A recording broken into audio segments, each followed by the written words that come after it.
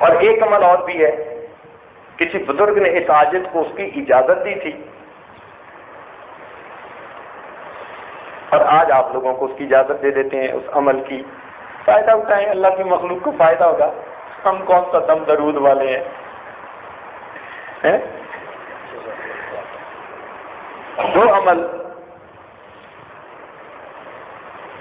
ایک عمل تو یہ کہ اگر حافظہ اچھا نہ ہو، جو آج کل اکثر بچے بچیوں کو یہ مشکل پیش آتی ہے، تو وہ خود یا ماں باپ روزانہ ہر نماز کے بعد سورہ الم نشرح لک صدرک یہ پڑھ کر ان کے سینے پہ پھونک دیا کریں۔ اگر بڑے ہوں، سمجھدار ہوں، تو جب بھی پڑھنے بیٹھیں، پیپر دینے بیٹھیں، پڑھنے بیٹھیں، لیکچر سننے بیٹھیں، استاد کا درس سننے بیٹھیں، تو یہ سورت پڑھ کے سینے پہ پھونک دیں۔ جو آدمی اس کو اپنا معمول بنا لے گا، اللہ تعالیٰ اس کے حافظے کو کبھی فرما دے گا۔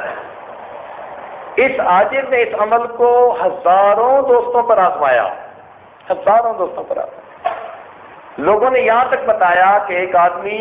1 سال میٹرک میں فیل ہو گیا، پھر اس نے یہ عمل کسی محفل میں سنا اور اس نے باقاعدہ کرنا شروع کر دیا، اگلے سال پورے اسکول میں فرسٹ آ گیا۔ کسی محفل میں اس عاجز نے اسی طرح بتایا کہ بھائی پڑھا کریں، تو ایک بچی نے خط لکھ کر اپنے حالات بتائے، کہنے لگی کہ میں تو بڑی مشکل سے پاس ہوتی تھی، میرے دل کی تمنا تھی کہ میں لیڈی ڈاکٹر بنوں،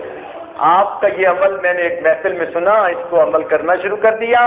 مس کبھی نہیں کیا۔ کہنے لگی میں نے امتحان دیا، الحمدللہ کا میڈیکل کالج میں پہنچ چکی ہوں۔ تو دنیا کی تعلیم میں لوگ فائدہ پا گئے، تو دین کی تعلیم میں تو یقیناً فائدہ ہوگا۔ اس لیے حفظ بچہ نہ کر رہا ہو، آگے چل نہ رہا ہو، حفظ پکا نہ ہوتا ہو، زیادہ غلطیاں آتی ہوں، تو سب کے لیے یہ مجرب عمل، جب بھی پڑھنے کے لیے بیٹھیں، اول آخر ایک مرتبہ درود شریف، درمیان میں الم نشرح لک صدرک کی صورت پڑھ کے سینے پہ پھونک لیں، اللہ تعالیٰ سینے کو کھول لیں۔ اچھا، ایک تجربہ بھی عرض کرتا چلوں، بعض بزرگوں کا معمول اس عاجز نے پڑھا اور پھر اس کو اپنا کے دیکھا کہ جس آدمی کو علم کے بارے میں شرح صدر نہ ہو رہا ہو نا، یعنی وہ پڑھتا ہو بھول جاتا ہو، یاد رکھنا مشکل ہو جاتا ہو، علم کے ساتھ مناسبت نہ پیدا ہو رہی ہو، کئی تو طلباء ہوتے ہیں نا بیچارے، محنت تو کرتے ہیں مگر اس کا نتیجہ کوئی نہیں نکلتا۔ حضرت عبداللہ ابن عباس لانو نے ایک مرتبہ،